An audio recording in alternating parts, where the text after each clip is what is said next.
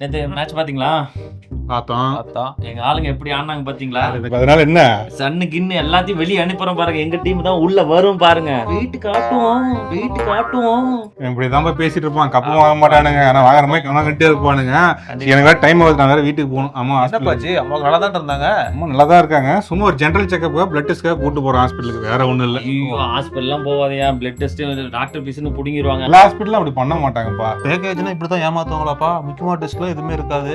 ஆனா ஏமாத்தி எல்லாம் பண்ணிட்டு இருப்பாங்களா? அப்படிதான் இவர் சொல்றாரு. நீ என்னப்பா சொல்ற? ஏப்பா அவன் சொல்றான், நீ நம்புற பாத்தியா? அவன் தான் வளர்றான்னு நீ அதுக்கு மேல விளையாடிட்டு இருக்கிற. நீ உண்மை தெரியாது. தெரியாதுல்லப்பா, எனக்கு ஒன்றும் தெரியாதுல்லப்பா. சொல்றேன் கேட்டுப்பா. சொல்றேன்ப்பா. நான் உனக்கு புரியுற மாதிரி சொல்றேன் பாரு. சொல்லுப்பா. உடம்புல வந்து ரத்தத்துல வந்து சாப்பிட்றதுக்கு முன்னாடி ரத்தத்தோட அளவு, ரத்தத்துல சுகரோட அளவு எவ்வளவு இருக்குன்றதும், சாப்பிட்டதுக்கு அப்புறமேட்டு சுகரோட அளவு எவ்வளவு இருக்குன்னு பாத்துக்கலாம். அது ஒண்ணு. பிளஸ் வந்து உன் உடம்புல எவ்வளவு கொலஸ்ட்ரால் இருக்குதுன்றது அதையும் பாத்துக்கலாம்.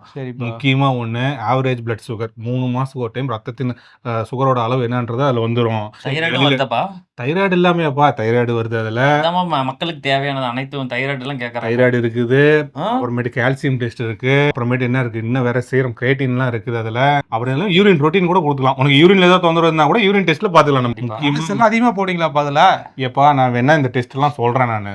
நீ வெளியில கூட போய் மத்த ஹாஸ்பிட்டலோ இல்ல லேபோ, நீ சொன்ன மாதிரி லேப்ல எல்லாம் பண்ணுவாங்கன்னு சொன்னல, வெளியில சின்ன சின்ன லேப்ல அங்கெல்லாம் கூட கொடுத்து பாரு. இதுக்கு அதுக்கு ரேட் நீ கம்பேர் பண்ணி பாரு. பார்த்துட்டு நீ சொல்லு. இது வந்து நான் அந்த ஹாஸ்பிட்டல ப்ரொமோட் பண்றதுக்காக நான் சொல்லலப்பா. இது வந்து எனக்கு மட்டும் இல்ல, எல்லாத்துக்குமே யூஸ்ஃபுல்லா இருக்கும். சரிப்பா. எவ்வளோப்பா அமௌண்ட் வரும் அந்த பேக்கேஜ்? இது பேக்கேஜ் வந்து 1400 தான்ப்பா. 1400 நான் சும்மா தைராய்டும் கொலஸ்ட்ரால் தான் 2000 பிடிங்கிட்டாங்கப்பா. அது வந்து வெளியில இடத்துல அப்படிதான். முக்கியமான டெஸ்ட் எல்லாம் இல்லாம சில பல டெஸ்ட் மட்டும் எடுத்துட்டு பேக்கேஜ்னு சொல்லி அவங்க பண்ணிட்டு இருக்கலாம். பேக்கேஜ் பண்றாங்களா இல்லையான்னு தெரியாது. ஒரு சில டெஸ்ட் எல்லாம் பண்ணிட்டு அவங்க வந்து 2000 ரூபாய்க்கு மேல பில் பண்ணுவாங்க. நம்மளதுல அப்படி கிடையாதுங்க.